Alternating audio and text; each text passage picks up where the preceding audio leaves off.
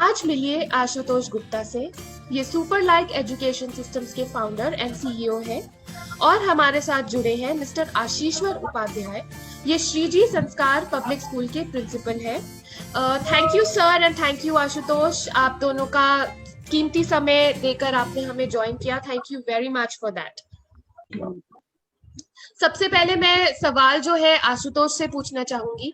आशुतोष, ये बताइए कि आपका एजुकेशन बैकग्राउंड इतना अच्छा है, उसके बारे में हमें बताइए। और ये बताइए कि एक बहुत ही अच्छी और कुशी जॉब होने के बावजूद भी आपको क्या इंस्पिरेशन मिला कि आपने उसे छोड़कर सोशल एंटरप्रेन्योरशिप की राह अपनाई। Mamata, thank you for inviting me. First of all मैं आपको धन्यवाद देता हूँ इंटरव्यू के लिए। प्लेजर। देखिए, पहली बात, जहाँ तक अच्छा एजुकेशन आपने बोला, हाँ। उसकी शुरुआत बेसिकली सोशल एंटरप्रेन्योरशिप की एजुकेशन को लेके ही हुई। तो I come from a very humble background, बहुत मिडिल क्लास फैमिली से बिलोंग करता हूँ। बट फॉर्चुनेटली जो मेरे पिताजी हैं, माता जी हैं, इन दोनों ने मिलकर बहुत संघर्ष किया। They send very good. मैंने देखा एक नॉर्मल मिडिल क्लास बैकग्राउंड से आने के बाद भी अब ये चीज जब मेरे साथ हुई तो मैंने देखा मेरे आसपास घर में पड़ोस के बच्चे हैं, वो उस तरीके से ग्रो नहीं हो पाए। बट अच्छी स्कूलिंग, अच्छा कॉलेज, उसके बाद फिर अच्छा पोस्ट ग्रेजुएशन, तो धीरे धीरे धीरे धीरे सब कुछ अच्छा हुआ।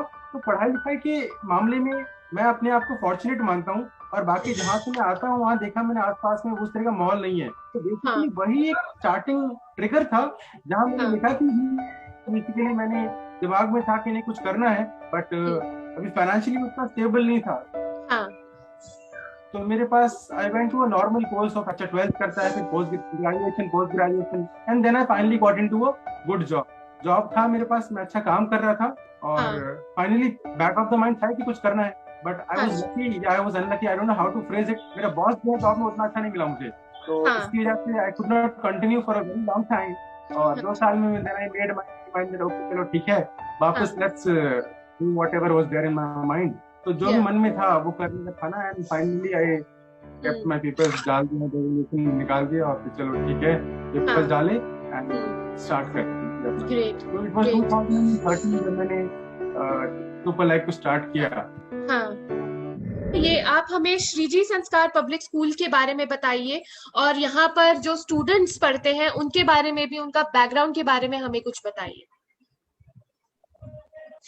थैंक यू मैम, आपने मुझे इनवाइट किया। Pleasure, it's my pleasure. मैं बताना चाहूंगा मैम कि मेरा स्कूल जो सेक्टर 45 में, नोएडा सेक्टर 45 में है, जहाँ काफी पुअर वर्ग के बच्चे रहते हैं। इस विद्यालय में तकरीबन 800 बच्चे स्टडी करते हैं। मेरे विद्यालय की फीस भी लगभग 500 to 800 रुपीज मंथली है। मैं बहुत कम अमाउंट में शिक्षा देता हूँ। और यहाँ ज्यादातर जो सब्जी रेडी वगैरह लगाते हैं, रिक्शे वगैरह चलाते हैं, ऐसे बच्चे पढ़ते हैं। ये बताना चाहूंगा मैं जी। हाँ जी। तो आपकी प्रेरणा क्या थी? आपने इस स्कूल को ज्वाइन किया, उसके पीछे आपकी प्रेरणा क्या रही?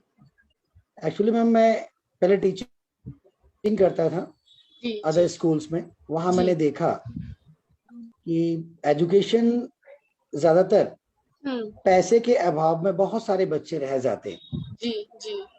उधर मेरी वाइफ और मैं दोनों ही टीचिंग में थे। हम दोनों ने निश्चय किया कि क्यों ना हम कुछ ऐसा करें जिससे कि ये गरीब बच्चे भी बिल्कुल शिक्षा ले सके। और इस क्षेत्र में मैं फिर इस तरह से मोटिवेट होके आया। तो आशुतोष, आप बताइए, आप सुपर लाइक के अंदर आपने क्या क्या इनिशिएटिव्स लिए हैं, आपके क्या क्या प्रोडक्ट्स हैं, उनके बारे में हमें कुछ बताइए। मैम, जब सुपर लाइक की जब मैं बात करता हूँ ना सुपर लाइक के, तो बेसिकली सुपर लाइक का मकसद क्या था मैं आपको बताता हूँ। सुपर लाइक का जो विजन स्टेटमेंट है, that is to make India the most literate, aware and informed nation in the world.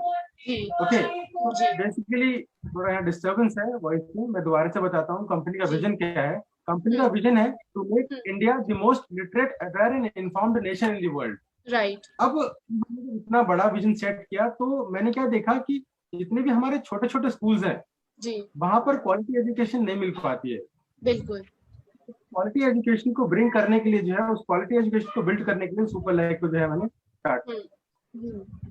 जी। तो ये ऑब्जर्वेशन जो थी आपकी, आपको ये कैसे अनुमान लगा कि स्कूल्स जो है वो उन क्या आपको क्या अभाव दिखे इन स्कूल्स में जाकर, देखिए और क्या, आपने कोई सर्वे देखिए किया, स्टूडेंट से बात करी? हाँ मैंने बोला ना आपसे कि जैसे मैं अच्छे स्कूल से पढ़ा था, तो जी। मैंने देखा अपने आस पड़ोस में मेरे साथ बड़े होने वाला बच्चा, ना वो हाँ अच्छा कंप्यूटर जान पाया, ना वो अच्छा इंग्लिश बोल पाया। तो इस हाँ तरह की समस्याएं मैंने बड़े, जब मैंने 12th क्लास खत्म किया तो मैंने हाँ हायर स्टडीज के लिए बीबीए किया। उसके हाँ। बाद फिर मैंने बहुत सारे फ्रेंड्स जो है वो इंजीनियरिंग में चले गए, लेकिन जी। जो मेरे आस पड़ोस का जो माहौल था, वहां पर हम्म किसी ने कंप्यूटर कोर्स ज्वाइन किया, किसी हम्म ने स्पोकन इंग्लिश कोर्स ज्वाइन किया। तो वहां मैंने देखा कि नहीं, इनका डेवलपमेंट उस हिसाब से नहीं हुआ। और हम्म। ये छोटे स्कूल में पढ़े थे, तब मैंने देखा छोटे स्कूल पे बहुत गैप है, बहुत सारे इंफ्रास्ट्रक्चरल प्रॉब्लम है जहां पर हम ठीक कर सकते थे। तो वहां से मुझे लगा कि नहीं, there is a lot of things which can be done in this small schools. तो वहां से मैं थोड़ा इंस्पायर हुआ, फिर मैंने चीजें करनी चालू करी। हाँ जी, हाँ जी, हाँ जी। तो ये भी बताइए कि फिर उसके बाद आप जो है अपने सुपर लाइफ के विजन को लेकर आप स्कूल्स में गए, आपने प्रिंसिपल से बात करी, उसके बारे में हमें बताइए, कैसी थी आपकी जर्नी?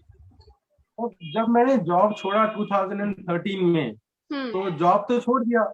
अब छोड़ दिया तो मैंने एक चीज करी थी, that is that I have registered a private limited company. मैंने रजिस्टर करा लिया था। राइट। इसके लिए पेपर वर्क में 2 डायरेक्टर्स चाहिए होते थे, तो 2 डायरेक्टर्स मिलना बहुत बड़ी बात नहीं थी। तो मैंने हाँ एक डायरेक्टर मम्मी को बना दिया, एक पापा को बना दिया, एक डायरेक्टर मैं खुद बन गया। तो हाँ पेपर वर्क में कंप्लीट था, और मैन हाँ। पावर के नाम में I was the only person there. Yeah. तो मम्मी पापा अपना काम करते थे, मैं अब जॉब छोड़ दी, मैं अकेला, अब करूं हम्म। क्या। हाँ। तो बहुत चीजें सोची थी मैंने, बट सोचने में और करने में थोड़ा सा डिफरेंस रहता है। तो बिल्कुल मैंने एक बिल्कुल। प्रपोजल बनाया, और फिर प्रपोजल बना के मैं छोटे छोटे स्कूल में विजिट करने लगा। तो हम्म एवरीबॉडी वाज लाइक कि ये बहुत अच्छा सोच रहे हैं आप, ठीक है, बट आप करेंगे कैसे, लॉट ऑफ चैलेंजेस। तो सब हम्म सुनते तो थे बड़े अच्छे से, बट हम्म। इतना कोई ईगर नहीं होता था, कोई पैसे देके हाँ आपका सर्विसेज लेने को तैयार नहीं होता था। फिर राइट। मैंने एक प्रॉब्लम देखी कि छोटे छोटे स्कूल्स में कंप्यूटर्स नहीं है। तो फिर हाँ। वहां से मेरा पहला लॉन्च शुरू हुआ। वहां पे मैंने एक प्रोडक्ट लॉन्च किया, टेक्सैवी। और हाँ। टेक्सैवी प्रोग्राम में बेसिकली मैंने क्या किया कि I used to hmm. Take 20 computer चलाऊंगी जी। कंप्यूटर राइट बेसिकली लैपटॉप्स लेके जाता था मैं छोटे स्कूल राइट में। तो मैं राइट। 2:1 का रेशियो रखता था कि हर 2 बच्चों पर एक लैपटॉप दे दूंगा मैं। तो एक बिल्कुल। स्कूल में जहां आज एक भी लैपटॉप नहीं है, वहां 20 लैपटॉप्स होंगे, और हर दो राइट बच्चे पर एक लैपटॉप मिलेगा। मैं राइट। उनको क्या पढ़ाता था, जो उनके सिलेबस को वही मैं पढ़ाता था। तो इस तरीके हाँ। से मैंने मंडे के लिए एक स्कूल फिक्स कर दिया, ट्यूसडे के हम्म। लिए एक कर दिया। तो हर वीक में अलग अलग दिन स्कूल फिक्स कर दिया। अब यहाँ पर हमारे एमबीए का प्रिंसिपल इकोनॉमीज ऑफ स्केल जो हमें सिखाया जाता है, वो काम आता है। अब 20 हम्म। लैपटॉप लेके मैंने वीक में एक दिन एक स्कूल को फिक्स कर दिया। अब मेरे पास एक यहाँ कैटलॉग है, मैं दिखाता हूँ आपको। हाँ। अब ओके। जैसे ये है, इसको मंडे मैंने ये फिक्स कर दिया, मैं 20 राइट। लैपटॉप लेके गया इस स्कूल में, यहाँ पढ़ाया, लैब सेट करी और वापस लेके आ गया। ट्यूसडे फिर मैं यहाँ गया, इस तरीके हम्म। से। वेडनेसडे अगले स्कूल में, थर्सडे यहाँ पर, फिर फ्राइडे और फिर सैटरडे। राइट। इस तरीके से मैंने 20 लैपटॉप तो 6 स्कूल कवर कर दिए। अगर 6 मैं सिर्फ स्कूल्स। एक स्कूल में लगाता तो 20 लैपटॉप एक ही स्कूल में कंज्यूम हो जाते हैं। राइट और इसके राइट लिए राइट। फिर मैंने जो स्कूल को प्रपोजल दिया कि what I will charge is 1 rupee per day पर स्टूडेंट, यानी 30 रुपए परफेक्ट। मैंने रखा। अब जहाँ राइट 400-500 रुपए की जहाँ स्कूल फीस है, जैसे सर ने बताया अभी आपको, वहां राइट पर पैसे का बहुत बड़ा प्रॉब्लम है। आप कोई भी प्लान राइट। लेके जाओ जहाँ पर आप 50 रुपए मांगो, तो जी बिल्कुल आपको वर्थ देना पड़ेगा, otherwise no school will entertain. जी जी तो जी। यहाँ पर 30 रुपए में सरदर्दी खत्म, बिल्कुल। कंप्यूटर्स अब आ बिल्कुल रहे हैं, बिल्कुल। बच्चा हाँ कंप्यूटर जी। सीख रहा है, उनको ना टीचर्स का प्रॉब्लम है, ना मेंटेनेंस का प्रॉब्लम है, ना बच्चों का, मतलब स्मूथ हो गया। तो ये प्रोडक्ट मेरा पहला एंट्री था, जहां से मैं इन छोटे छोटे स्कूल्स में घुसा। तो बेसिकली 6 स्कूल्स मेरे को फर्स्ट ईयर मिले, 5 स्कूल। और अगले साल मेरे ये स्कूल 10 हो गए, फिर नेक्स्ट ईयर ये 15 हो गए, फिर नेक्स्ट ईयर 20 अच्छा। हो गए। तो धीरे हम्म। धीरे धीरे बढ़ते गया। आज आज की आपकी क्या डेट है, कितने स्कूल्स में आप ये इनिशिएटिव पहुंचा चुके हैं? आज की मैम नहीं बोलेंगे, बिकॉज ड्यू टू पेंडेमिक ये सर्विसेज बंद है अभी फिलहाल। हाँ बट जी। जब ये पेंडेमिक चालू हुआ उससे पहले we were in around about 25 school. Right. Around 25 schools. और क्या आपने कोई नंबर सोच रखा है माइंड में कि इतने स्कूल्स तक आप पहुंचना चाहते हैं? बेसिकली क्या है ना कि ये एक हार्डवेयर डिपेंडेंसी प्रोडक्ट है।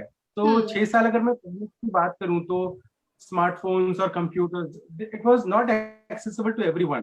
अब क्या है ना, धीरे धीरे टेक्नोलॉजिकली चीजें बढ़ रही हैं, लोगों को अवेयरनेस बढ़ रहा है, तो इस प्रोडक्ट का थोड़ा सा डिक्लाइन भी कह सकते हैं, या थोड़ा मॉडल शिफ्ट करना पड़ेगा। This might not work this this might not work in the same way which is working today. थोड़ा सा इसमें जरूर करना पड़ेगा। बट इसमें हमने जो एक बहुत इंपॉर्टेंट चीज देखी है कि जब हम बच्चों को पढ़ाने गए, तो I just like I told you before कि मैं खुद ही टीचर था स्टार्टिंग में 2 साल, तो मैंने बच्चों से बहुत क्लोजली मतलब रिलेट किया कि उनको क्या और दिक्कतें आती हैं। इसके साथ साथ हमने कुछ इंग्लिश के प्रोडक्ट्स भी बनाए, फिर टीचर ट्रेनिंग मैनुअल बनाया, फिर कुछ बच्चों के लिए राइटिंग बुक्स बनाई। फिर हमने देखा कि बड़े बड़े स्कूल में बहुत टीचिंग एड्स होते हैं, छोटे छोटे स्कूल में नहीं हो पाते, तो हमने कुछ फ्लैश कार्ड बनाए। How do they work? Flash card है छोटे बच्चों के लिए। Basically it is show and tell kind of thing. Right. We have different categories basically. Yes. इसी में इंग्लिश अल्फाबेट का है, फ्रीडम फाइटर्स का है, कंपनी एंड देयर फाउंडर्स है, तो वी हैव अबाउट 30 कैटेगरीज जहां हम करते हैं। अब let's say for example state capital का है, तो स्टेट कैपिटल में या state language in dance and that specific state is highlighted here.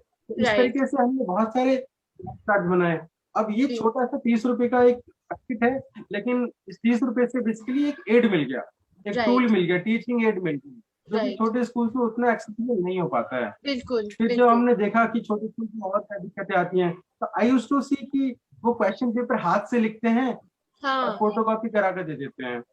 आजकल का जमाना थोड़ा बदल गया था, तो वो इसलिए नहीं अफोर्ड कर पाते थे because typing would cost.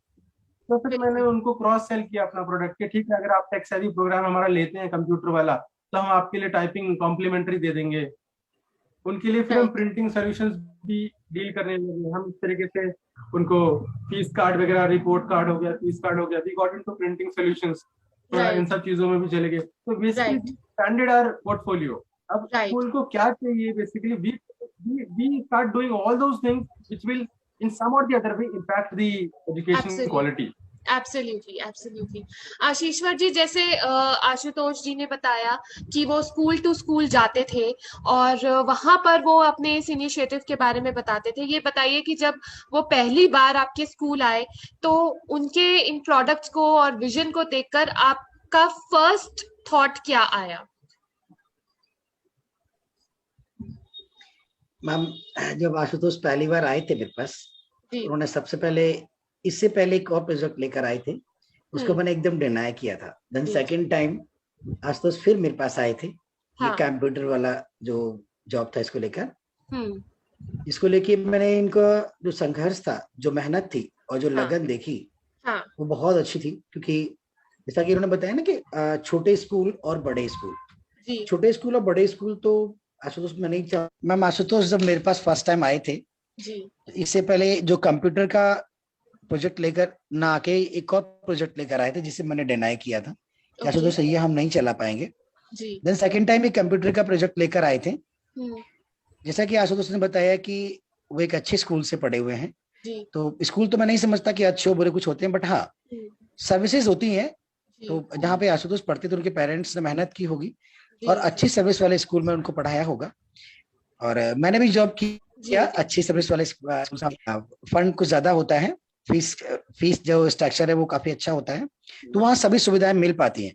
But जो मेरे विद्यालय है जैसे, और मेरे जैसे बहुत सारे विद्यालय हैं जो ग्रामीण क्षेत्रों में हैं और छोटी छोटी बस्तियों में हैं, इनमें बहुत सारी सुविधाएं नहीं होती।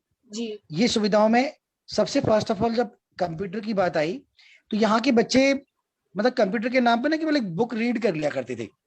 उनको ये नहीं मालूम था कि माउस क्या होता है, की क्या होता है, मतलब ये सब चीजों के बारे में कोई जानकारी नहीं थी। कि मोस्टली जो बताया कि छोटे और बड़े स्कूल, यानी कि जहाँ जो सुविधाएं हैं वहाँ बहुत ज्यादा है वो बड़े स्कूल है, जहाँ सुविधाएं कम है वो छोटे स्कूल हैं। तो छोटे स्कूलों में ये सब चीजें नहीं थी।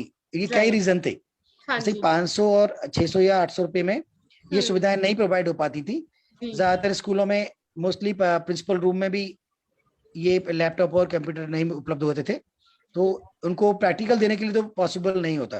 तो फर्स्ट टाइम जब आशुतोष मेरे पास आए, तो मुझे लगा ये कह तो सही रहे, पर मैंने इनको जाना कि आप कैसे करा पाओगे, फिर उन्होंने मुझे मोटिव बताया कि सर हम वीकली कराएंगे जी। काफी अच्छे से समझा इनको। हाँ। तो हमें लगा कि नहीं बहुत सही है। और सुपर लाइक और आशुतोष को भी मैं धन्यवाद दूंगा कि इन्होंने इतनी छोटे छोटे स्कूलों के बारे में, बच्चों के बारे में जो विजन उन्होंने बनाया, क्योंकि मैंने वो गैस किया था कि आज जिस समय में 2013 में ये आए थे उस समय इंटरनेट साइबर कैफे का रेट भी 15 to 20 रुपीज पर आवर था। जी जी जी। और इन्होंने जो अमाउंट रखा था वो 30 रुपीज to 35 रुपीज। तो मुझे लगा कि 1 से 2 दिन अगर बच्चा 1 घंटे भी बैठता है तो अमाउंट कुछ ज्यादा नहीं है। और इतना तो वी कर ही सकते हैं, सभी बच्चे भी कर सकते हैं, पेरेंट्स भी कर सकते हैं। तो ये देखते हुए फिर हमने इनको ज्वाइन किया था। उन्होंने बहुत ही अच्छे से फर्स्ट ईयर, मेरे पास तो करीब ये कोविड आने से पहले तक भी अभी भी ये मेरे हैं, मेरे पास अभी भी आते ही हैं। तो इन्होंने इतने अच्छे से कराया कि बच्चों को लगने लगा, उनको फिर कहीं नहीं लगता था कि हमने कहीं लैपटॉप को नहीं देखा है। माउस तो जिन बच्चों को पकड़ना नहीं आता था वो अच्छे से करने लगे। तो इनका जो एम था, जो इनका उद्देश्य था वो पूरा अच्छा था। और छोटे स्कूलों के साथ में जो इन्होंने संघर्ष करके, उनका सहयोग करके, हर तरह से सहयोग करके मुझे ओवरऑल काफी अच्छा इनका ये प्रोजेक्ट मुझे लगा। जी जी जी। तो ये बताइए, आपने संघर्ष की बात करी, तो ये बताइए क्या क्या चैलेंजेस आए ये सब इनिशिएटिव्स को इंट्रोड्यूस करने में? क्या बच्चों को भी शुरुआत में तकलीफ हुई, बिकॉज उनका बैकग्राउंड भी अलग है, तो कितना टाइम लगा उनको ये सब सीखने?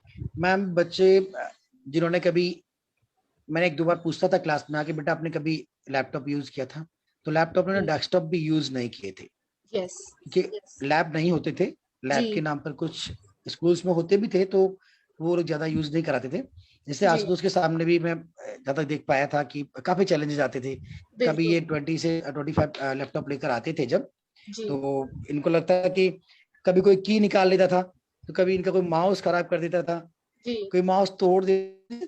एक रूम के अंदर बिठाना, 40 स्टूडेंट नहीं बैठ पाते थे तो 2-2 क्लासेस लेते थे। देन वीक में कई बार खुद ही कंप्रोमाइज करते थे, चलो सर कोई बात नहीं, कुछ बच्चे रहे, मगर उन्होंने बच्चों की बहुत मेहनत की, इसमें दोहराया नहीं। जी जी। चैलेंजेस तो खैर हर काम में होते ही हैं, और उन चैलेंजेस को पूरी तरह से उन्होंने मेरे में काफी हद तक अच्छे से डील किया।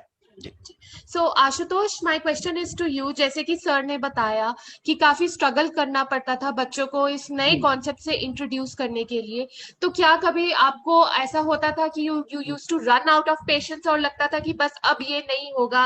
Any frustrating moments that you used to have? Ma'am बहुत सारे फ्रस्ट्रेटिंग मोमेंट्स होते थे और अब तक होते रहे हैं। जी। Sometimes regret I also I. Ashutosh, can you please start again? Ashutosh, can you please start again? Frustrating moment बहुत सारे थे। एक्चुअली चैलेंजेस बदल गए। बेसिकली क्या हुआ कि जब तक मैं क्लासेस ले रहा था पर्सनली, तब तक चैलेंजेस दूसरे थे। The moment I started hiring people, right,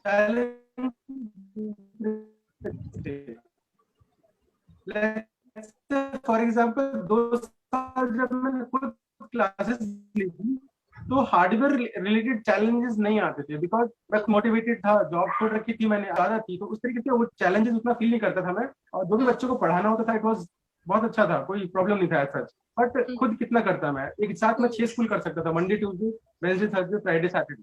तो जब मेरी सेकंड ईयर जो है, जब मेरे पास 12 स्कूल हो गए, तब मेरे पास पहला चैलेंज आया कि अब मैं क्या करूँ। I can not put two sets of schools, कोई जगह तो मैं जा नहीं सकता। अब मेरे पास टीचर नहीं था, फैंसी ऑफिस नहीं था, मेरे पास बस 20 लैपटॉप थे, मैं अकेला था, घर पे ऑपरेट कर रहा था, तो इतना कोई प्रॉब्लम था। अब मेरे पास टीचर का सबसे पहला चैलेंज आया टीचर का। तो आई रिक्वेस्टेड माय ब्रदर, इसका सेकंड हाफ में शिफ्ट था, he was working in a UK shift, तो उसको 2 बजे से ऑफिस जाना होता था। आई रिक्वेस्टेड माय ब्रदर की थोड़ा सा, and I thank him, really thank him, and जो उसने मेरी मदद करी। बट मैं आपको बता नहीं सकता ना, बताओ ईयर और मेरे को पूरे साल टीचर नहीं मिल पाया।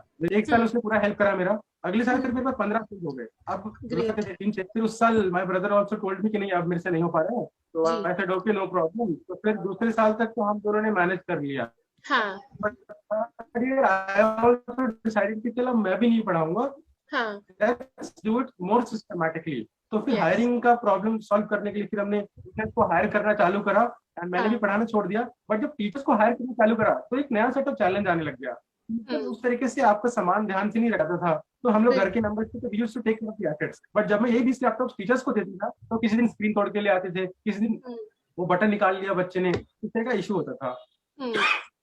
हाँ तो ये दिक्कतें होती थी। और टीचर उस तरीके से पढ़ा रहा है नहीं पढ़ा रहा है, because sometimes you know the teacher is not that motivated that you are. Yes yes yes. मेरा क्वेश्चन ये है कि आपके जो स्कूल में जो टीचर्स हैं जो पढ़ा रहे हैं इन स्कूल्स में, उनके बैकग्राउंड के बारे में बताइए। उनका क्या मोटिवेशन है, उनका क्या एजुकेशन लेवल है?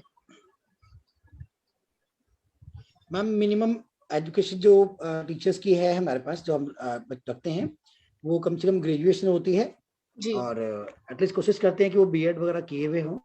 अदरवाइज हम उन्हें कुछ दिन एज ए ट्रेनिंग रखते हैं जी। और उन्हें शिक्षा के विषय में बता के बच्चों से किस तरह से ट्रीट करना है, किस तरह से उनको पढ़ाना है, ये हम अधिकतर खुद ही उनको प्रिपेयर करते हैं इस चीज के लिए।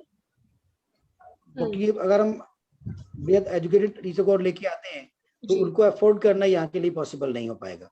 इसलिए हम बीए और ग्रेजुएशन किए हुए और जो टीचर्स होते हैं और या बीएड किए हुए होते हैं थोड़ा बहुत, और ट्रेन नहीं होते, अनट्रेन्ड होते हैं, तो एज ए ट्रेनिंग भी तो वैसे भी तो वो मतलब कम स्केल में हमको मिल जाते हैं जी जी। इस तरह से हम करते हैं। Right right right right. So Ashutosh, I want to ask you, how responsive were the teachers to this initiative? How open and accepting were they to this? और उनको सिखाना, बच्चों को सिखाने के लिए आपको पहले उन्हें भी सिखाना पड़ा होगा, तो उसके बारे में बताइए। टीचर्स का, as far as teachers are concerned, to be very honest, मेरे पास ना अब तक मैंने बहुत ढूंढा, उस तरह का मोटिवेटेड टीचर नहीं आया। See this is not like a normal teaching job. अब I tell you where is the difference. Basically होता कैसे, नॉर्मल टीचिंग स्कूल में गया, उसको उसका टाइम टेबल पता है कि हाँ भाई ये 6 क्लासेस मेरे को लेने हैं, वो जाता है, लेता है, पढ़ाता है, बात खत्म। बट ये जो हमारे पास टीचर जो आता था उसका रोल डिफरेंट था। अभी क्या है कि ही रिस्पॉन्सिबल, उसको ये भी करना है कि जो 20 लैपटॉप दिए वो भी इसकी रिस्पॉन्सिबिलिटी है जी। उसको खोल के लगाना, चेक करना, सब बच्चों को देखते रहना, कुछ उसके बाद वापस पैक करके रेडी करना, तो ये ना एक्स्ट्रा रिस्पॉन्सिबिलिटी हो जाती थी टीचर को। अब आप इमेजिन करो कि हर 20 लैपटॉप आप खोल रहे हो, उसके बाद सब चार्जर कनेक्ट कर रहे हो, सब कुछ कर रहे हो, तो ये टीचर के लिए एक्स्ट्रा बर्डन हो। Sometimes teacher used to get these menial jobs, पर मैं बस सीधा जाऊं और पढ़ाऊं।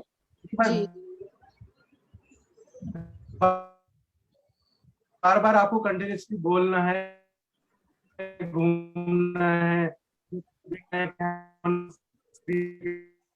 स्क्रीन पे क्या हो रहा है, वो उसके लिए बहुत चैलेंजिंग होता था। तो check used to get very exhausted, वो बहुत ज्यादा थक जाता था। तो टीचर्स के लिए टफ था, no doubt about it. At the same time बच्चों के लिए इंफॉर्मेटिव भी था। जी जी जी।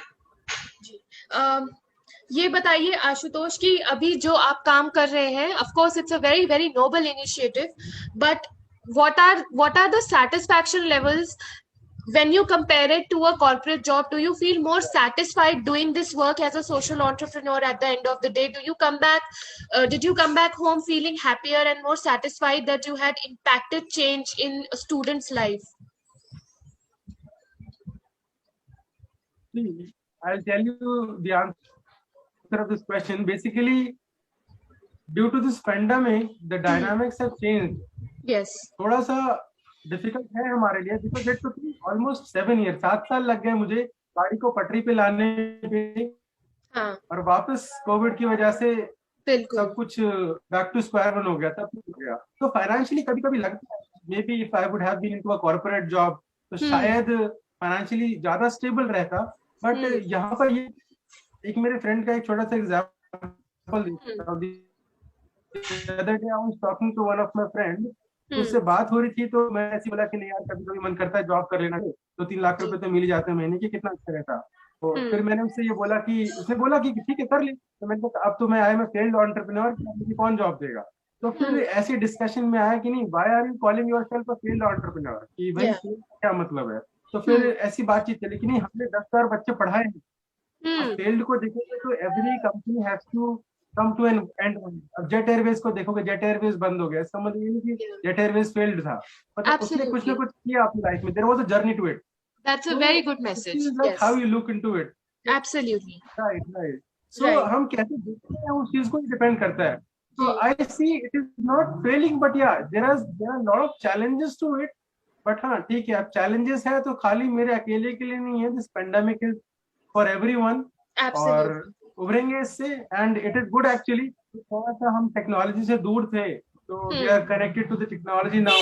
We are trying to make new products which are more technologically friendly, and जो भी गलती सीखा will try to incorporate into our product, और भी अच्छे products लेके आएंगे। Only thing is like एक छोटा सा ना डाउट रहता है, डाउट बोलो या छोटा सा एक, see sometimes we are not appreciated well, ऐसा मुझे कभी-कभी लगता है। That because the kind of people we are working with, जिन बच्चों के लिए भी हम काम करते हैं, they take it for granted। अब ऐसे बच्चे हैं लेट्स से जिन्होंने पहली बार हमारी वजह से माउस चलाया या माउस छुआ, ऐसे स्कूल्स में हमने कराया जहाँ ड्रिंकिंग वाटर फैसिलिटी तक नहीं थी, बट उसका शायद उस तरह का अप्रिसिएशन मिल नहीं पाता, तो ये थोड़ा सा कहीं ना कहीं खटकता है। बट ठीक है, no problem, we don't work really for appreciations, जो अपना काम है वो करते हैं। बट हाँ, यहाँ पे मैं ये चीज बोलूंगा कि नहीं, गवर्नमेंट ऑर्गेनाइजेशन को थोड़ा सा देखना चाहिए, एंड गवर्नमेंट को कम इनटू इट। क्या कि हम बात करते हैं इंडिया को हमने एक्चुअली रियल लाइफ इम्प्लीमेंटेशन किया है, और बहुत सारी चीजें करी। कुछ कभी हम गवर्नमेंट स्कूल में जाते हैं कि कुछ प्रोजेक्ट्स लेके, तो वहाँ सिस्टम्स हैं जहाँ उनके अपने प्रोटोकॉल्स हैं, जहाँ आप चाह के भी नहीं कर सकते। बिल्कुल, तो वहाँ थोड़ा सा बैरियर लगता है मुझे। बिल्कुल। आशीश्वर जी, ये पैंडेमिक का समय है, स्कूल चिल्ड्रन के लिए तो बहुत ही मुश्किल समय है, स्पेशली जहाँ जो चिल्ड्रन का बैकग्राउंड है, जो आपके स्कूल में आते हैं, उनके पास तो टेक्नोलॉजी भी नहीं है। तो आप उनको इस समय कैसे इंगेज रख रहे हैं, कैसे इंश्योर कर रहे हैं कि उनकी जो एजुकेशन है वो इस टाइम पर रुकी नहीं हुई है और हैम्पर नहीं हो रही है? मैम, ये काफी अच्छा क्वेश्चन आपने पूछा है। एक्चुअली ये जो लोकेशन है जहाँ पर हम बच्चों को पढ़ाते हैं, यहाँ पेरेंट्स ऐसे हैं जो ना तो एंड्रॉइड मोबाइल यूज कर पाते हैं, और कर भी पाते तो उनके घर में एक मोबाइल होता है जिसके लिए वो ऑफिस वगैरह चले जाते हैं, तो काफी प्रॉब्लम होती है। तो कुछ तो इस तरह से शेड्यूल रहता है कि टीचर से रिक्वेस्ट करके हम मॉर्निंग 7:30 स्टार्ट क्लासेस करते हैं और नाइट में 9 o'clock तक क्लासेस चलवाते हैं, जिससे कि उनके पेरेंट्स के साथ में मिलकर कुछ बच्चों को इससे हेल्प मिल सके। लेकिन उसके बावजूद भी पेरेंट्स नहीं कर पाते हैं, तो उनके फिर हम व्हाट्सएप ग्रुप के माध्यम से और एक ऐप है स्कूल का, उसके माध्यम से बच्चों तक इनका वर्क पहुंचाते हैं। जी, क्या नाम है पेरेंट्स पास में ही हैं, उनको ये अथॉरिटी भी दे रहे। मेरा नाम आशीश्वर कुमार है। ऐप आपने बताया, ऐप का नाम? तो इस तरह से हम उसे, अच्छा ऐप वो स्कूल का ही ऐप है मैम। अच्छा, स्कूल का अपना ऐप बनवाया हुआ है, स्कूल ने खुद क्रिएट किया है वो, तो उस पर हम देते हैं। ग्रेट, जी, वेरी नाइस। स्कूल ने खुद क्रिएट किया हुआ है, तो उस पे वर्क देते हैं, जिससे कि बच्चों को, वो कई बार व्हाट्सएप ग्रुप पे क्या होता है कि वो डिलीट हो जाते हैं, बच्चों को प्रॉब्लम आती है, तो उसके माध्यम से वो अच्छे से ले पाते हैं, उनको जब भी जरूरत होती है ले पाते हैं। कुछ लिंक दे देते हैं जिससे कि बच्चे कुछ, अभी आज तो उसने एक और अच्छा ज्वाइन किया है जो कुछ ऑडियोज बनाई है, वो भी काफी इम्प्रेसिव है, और इस और अच्छा आकर्षण है जो आज के पैंडेमिक चल रहा है, इसमें काफी हेल्पफुल भी है वो। तो मैम ओवरऑल प्रॉब्लम तो है ही, और मोस्टली जो पुअर वर्ग है, जो हमारे जैसे स्कूल्स हैं, इनके लिए बहुत चैलेंजेस है ये। बिल्कुल, बच्चों की शिक्षा बुरी तरह से बाधित हो चुकी है। बिल्कुल। ओके, तो इन्होंने कभी भी ना मैम ये आज तक सोचा ही नहीं था। जी, बिल्कुल। हमारे जो पेरेंट्स हैं, हमारे जो बच्चे हैं, इन्होंने ऐसा कभी सोचा ही नहीं था कि कभी इस तरह से मोबाइल्स में शिक्षा लेनी होगी, उन्होंने कभी यूज भी नहीं किया था। इसके बैड इफेक्ट भी बहुत ज्यादा जा रहे हैं। अभी जो बच्चों के हाथ में कोई नई चीज मिली है तो उसका यूज भी वो पॉजिटिव भी कर रहे हैं और नेगेटिव बहुत ज्यादा कर रहे हैं। बिल्कुल, ये बात सच है। ये बताइए, आपके स्कूल को लेकर आपका विजन क्या है? आप अपने स्कूल को कहाँ देखते हैं, कहाँ पहुंचाना चाहते हैं? मैम ये तो मैं नहीं कह सकता कि कहाँ तक पहुंचेगा, बट मैं ये जरूर कह सकता हूँ कि मैंने जो विजन बनाया है वो सिर्फ ये है कि जितने भी पुअर वर्क हैं जी उनको मैं अच्छे से शिक्षा दे सकूं। जी जी मैंने अपने विद्यालय का जो नाम रखा है वो भी संस्कार के नाम से ही रखा है। जी मैं सांस्कारिक और अच्छी शिक्षा के ऊपर काम करना चाहता हूँ और उसी पे कर रहा हूँ, और बहुत मुझे उम्मीद है कि मैं जहां तक भी पहुंचूंगा अच्छा ही पहुंचूंगा। We are very sure too.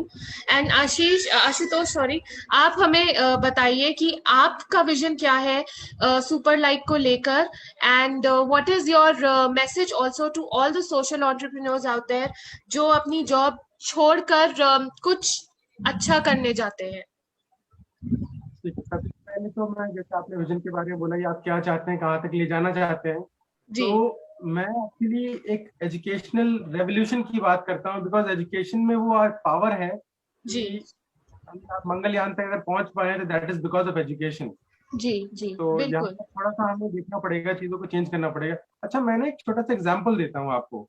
जी जैसे जी लिटरेसी है, लाइक हम पढ़े लिखे की बात करते हैं, तो लिटरेसी में हम when we talk about literacy, as per definition, देखिए डेफिनेशन के हिसाब से आदमी को पढ़ना और लिखना दोनों आना चाहिए, बिल्कुल। तब वो लिटरेट है। लेकिन यहाँ पर देखिए समय कितना बदल गया है। Now we will have to change the definition of the literacy.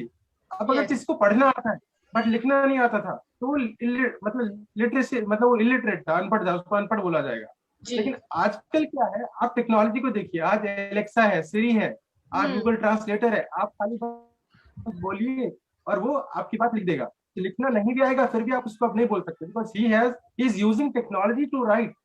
अब यस इस तरीके से अगर हम बात करेंगे तो स्टीफन हॉकिंस को भी आप अनपढ़ बोल देंगे, he can write, he can not read, but फिर भी वो लेक्चर देते थे। तो मेरे बिल्कुल। कहने का मतलब है कि technology is impacting in a big big way. It तो इज हमें चीजें बदल, और हम इस बदलते हुए सिस्टम को अडेप्ट करना चाहते हैं एंड कुछ सिग्निफिकेंट चेंज लाना चाहते हैं एजुकेशन सेक्टर में, कि यहाँ जो बहुत करप्शन है एजुकेशन में या क्वालिटी में कॉम्प्रोमाइज हो रहा है, उन सब चीजों को फुलफिल करते हुए एक अच्छा क्वालिटी एजुकेशन देना चाहते हैं, ताकि इंडिया में एजुकेशन को लेके एक बिल्कुल अच्छा नाम हो। आज बहुत बिल्कुल। नीचे रैंक करता है, ये बहुत दुर्भाग्य की बात है, इसको थोड़ा अपलिफ्ट करना चाहते हैं। और जहां तक सोशल एंटरप्रेन्योर्स को मैसेज देने वाली बात है, I would say you guys are doing a great job. आप अच्छा कर रहे हो और करते रहो, बिकॉज आप जैसे हम जैसे लोग अगर नहीं रहेंगे तो फिर ग्रोथ बहुत मुश्किल है। एंड देयर आर, बिल्कुल पांच उंगलियां बराबर नहीं होती, तो जी there are some entrepreneurs who are money minded, there are some entrepreneurs who are socially inclined. तो हम जैसे राइट लोग की भी बहुत जरूरत है। जी ठीक है, अप्रिसिएशन मिले, कम मिले, नहीं मिले, देर से मिले, but I guess we should do our work with पूरे लगन से, एब्सोल्युटली हमें करना चाहिए। बिल्कुल बिल्कुल बिल्कुल बिल्कुल। और मेरा आखिरी सवाल आशीश्वर जी से है। आशीश्वर जी, आप क्या मैसेज देना चाहते हैं आशुतोष जैसे जो सोशल एंटरप्रेन्योर्स हैं उनको, और जो बाकी के स्कूल्स हैं वो आपके स्कूल से और आपसे कैसे प्रेरणा ले सकते हैं? मैम आशुतोष से तो मैं यही कहना चाहूंगा कि वो जो उन्होंने मेहनत की है जी समाज के लिए जी और इन गरीब बच्चों के लिए, जी थैंक यू के अलावा मैं और क्या कहूँ, और कहूँगा कि वो अपनी इसी मेहनत के साथ और अलग प्रोडक्ट लेकर आए, जिससे कि इन गरीब बच्चों को अच्छी से अच्छी शिक्षा मिल सके। और बिल्कुल अदर विद्यालयों के बारे में जहाँ तक आपका जानना है, उनके जी लिए सिर्फ इतना ही कहना चाहूंगा कि मैम इस शिक्षा को शिक्षा ही रहने दें, बाजार ना बनाएं। बिल्कुल बिल्कुल, बहुत अच्छा मैसेज आपने दिया है ये। Thank you so much Ashutosh and Ashishwar ji for your time, and we hope that this interview proves to be an inspiration for many social entrepreneurs out there who go out there and try and make education accessible to everyone in the world. Thank you so much for your time. Thank you Thank so you. Much. Thank you.